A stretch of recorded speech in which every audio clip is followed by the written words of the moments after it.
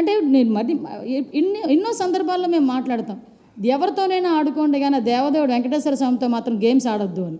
Same యాస్ట్రీస్గా మళ్ళీ అదే దేవుడి పేరు తీసుకొచ్చి ఈరోజు సభలో చేస్తున్న రాద్ధాంతం కూడా మీరందరూ కూడా చూస్తున్నారు. నిజంగా చాలా బాధ అనిపిస్తుంది. ఎందుకంటే వీళ్ళు పని ఒకటే, నాకు ఇంతకీ అర్థం కానిది ఏంటంటేనండి, సాక్షి పేపర్లో ఒక అనామకుడు కూర్చుంటాడు, ఏదో రాస్తాడు, వాడి ఫీలింగ్ ఎలా ఉంటుందో, అతని ఫీలింగ్ ఎలా ఉంటుందంటే ఇది ప్రపంచ స్థాయి ల్యాబొరేటరీలా ఫీల్ అవుతుంటాడు ఆయన. అందులోంచి ఒక కాగితం వస్తే ఆ కాగితం పట్టుకొని అక్కడ రాస్తాడు, ఇక్కడ రాద్ధాంతం చేస్తారు కౌన్సిల్లో. ఆడేదో రాస్తే అది పట్టుకొని వచ్చి చూపిస్తారేంటండి, నాకు అర్థం కాదు. మేము 4 రిపోర్ట్లు మేము చూపిస్తామంటున్నాం. ఎన్డీడీబీ రిపోర్ట్ చూపిస్తాం, మైసూర్ ల్యాబ్ రిపోర్ట్ చూపిస్తాం, ఛార్జ్షీట్లో సిబిఐ ఏం రాసిందో చూపిస్తాం, సిట్ రిపోర్ట్లో ఏముందో చూపిస్తాం. ఇన్ని రిపోర్ట్లు మేము చూపిస్తామని చెప్పి ఆఖరికి వైవి సుబ్బారెడ్డి ఏం మాట్లాడారో కూడా మేము చూపిస్తాం. ఇన్ని మేము చూపిస్తామంటే ఇవన్నీ కాదట సాక్షి పేపర్ తీసుకొస్తాడు. సాక్షి పేపర్ కానీ ప్రపంచ స్థాయి గుర్తింపు ఏమైనా ఉందా?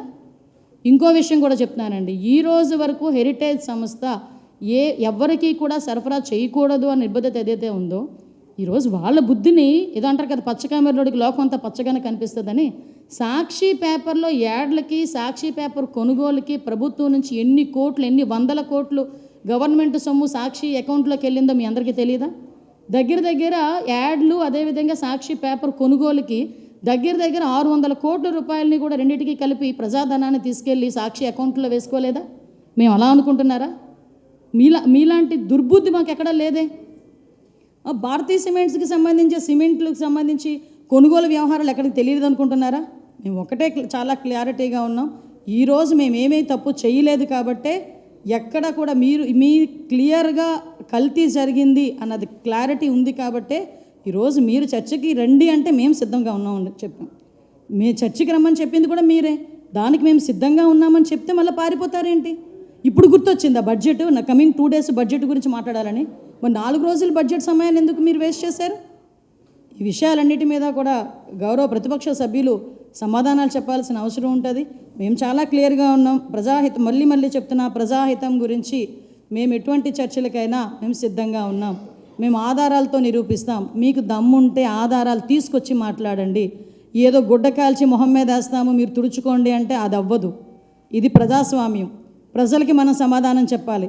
ఈరోజు ఇక్కడ కూర్చొని మాట్లాడుతున్నానంటే ప్రతిపక్షాలకు మేము సవాల్ ఇచ్చడానికి కాదు, ప్రజలకి మేము చెప్పుకోవాలి కాబట్టి, ప్రజలకి చెప్పాలి కాబట్టి మేము క్లియర్గా ఇక్కడ కూర్చొని మాట్లాడుతున్నాం.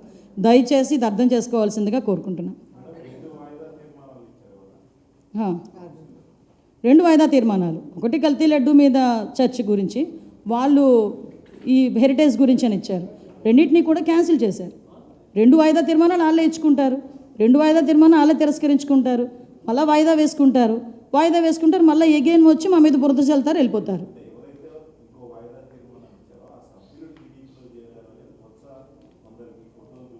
ఓకే, ఫోటో చూపించారు కదా, వాళ్ళ ఆఫీస్ నుంచి కానీ వాళ్ళ పార్టీ నుంచి కానీ వాళ్ళకి ఎటువంటి నోటీస్ అయినా వెళ్ళిందా? ఇచ్చారా? ఒకసారి నాకైతే తెలియదు, ఇచ్చారని మిమ్మల్ని అడుగుతున్నా. రికార్డ్స్లో ఇప్పటికొచ్చి చూడండి, కౌన్సిల్ రికార్డ్స్లో వాళ్ళ నేమ్ పక్కన ఏ పార్టీ అని, ఏ పార్టీకి సంబంధించిన వ్యక్తులను ఉందో, వైకాపా అని ఉంది. అసలు వాళ్ళకే కోఆర్డినేషన్ లేదు. ఈరోజు హౌస్లోకి రాగానే ఒక అతను పైకి లేచి స్పెషల్ మెన్షన్ ఏదో సంథింగ్ క్వశ్చన్ అడుగుతున్నారు. వాళ్ళకి ఏం చేయాలో కూడా వాళ్ళకే ఒక క్లారిటీ లేకుండా వాళ్ళు బిహేవ్ చేసే పరిస్థితి కనిపిస్తూ ఉంది. ఓకే,